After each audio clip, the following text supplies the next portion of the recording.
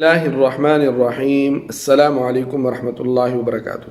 وصیت کے حوالے سے یہ اس سلسلے کی ہماری آخری ویڈیو ہے جس میں ہم ایک دو اہم نقطے کی طرف اشارہ کریں گے، اور وہ کیا ہے؟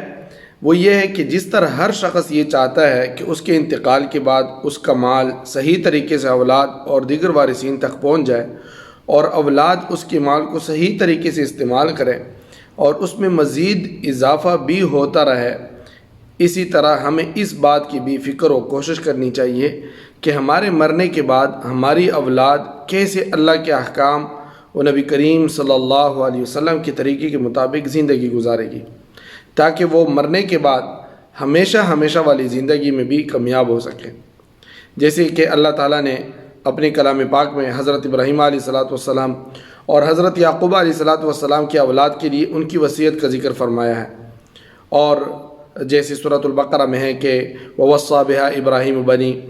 اور اس بات کی ابراہیم علیہ السلام نے اپنے بیٹوں کو وصیت کی، اور یعقوب علیہ السلام نے بھی اپنے بیٹوں کو کہ اے میرے بیٹو، اللہ نے یہ دین تمہارے لیے منتخب فرمایا، لہٰذا تمہیں موت بھی آئے تو اس حالت میں آئے کہ تم مسلم ہو۔ اور پھر فرماتے کہ کیا اس وقت تم خود موجود تھے جب یعقوب علیہ السلام کی موت کا وقت آیا، تو جب انہوں نے اپنے بیٹوں سے کہا تھا کہ تم میرے بعد کس کی عبادت کرو گے، ان سب نے کہا تھا کہ ہم اسی ایک خدا کی عبادت کریں گے جو آپ کا معبود ہے اور آپ کے باپ دادا ابراہیم، اسماعیل اور اسحاق علیہم السلام کا معبود ہے، اور ہم صرف اسی کے فرمانبردار ہیں۔ سورۃ البقرہ کی آیات ہے۔ دوسرا اہم نقطہ جس کی طرف اشارہ کرنا مقصود ہے کہ جیسے کہ ہم اپنی زندگی کے تجربات سے اچھی طرح جانتے ہیں کہ ہر شخص اپنی زندگی کے آخری وقت میں بہت اہم اور ضروری بات ہی کرتا ہے۔ آپ صلی اللہ علیہ وسلم کی داماد اور چچا زاد بھائی حضرت علی رضی اللہ تعالیٰ عنہ سے روایت ہے کہ نبی کریم صلی اللہ علیہ وسلم کی زبان مبارک سے نکلا آخری کلام تھا، نماز اور غلاموں کے بارے میں اللہ سے ڈرو۔ ام المؤمنین حضرت ام سلمہ رضی اللہ تعالیٰ عنہ فرماتی ہیں کہ نبی کریم صلی اللہ علیہ وسلم نے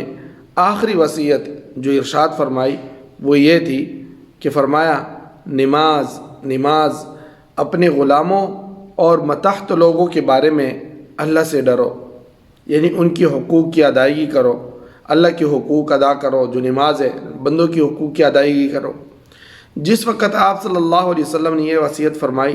آپ صلی اللہ علیہ وسلم کی زبان مبارک سے پورے الفاظ بھی نہیں نکل رہے تھے۔ اس سے ہم نماز کی اہمیت اور تاکید کا اندازہ لگا سکتے کہ نماز کتنی اہم عبادت ہے، کہ محسن انسانیت صلی اللہ علیہ وسلم نے آخری وصیت نماز کی پابندی کے متعلق کی، لہٰذا ہمیں پوری زندگی نماز کا اہتمام کرنا چاہیے اور اپنے اولاد اور متحتوں کو اس طرف توجہ بھی دلائی جائے کہ وہ نماز کی پابندی کریں، دوسرے کے حقوق کا خیال رکھیں۔ اللہ تعالیٰ سے دعا ہے کہ ہمارا خاتمہ ایمان پر فرمائے، آمین ثم آمین، اور ایسے حال میں موت نصیب فرمائے کہ اللہ تعالیٰ ہم سے راضی ہو،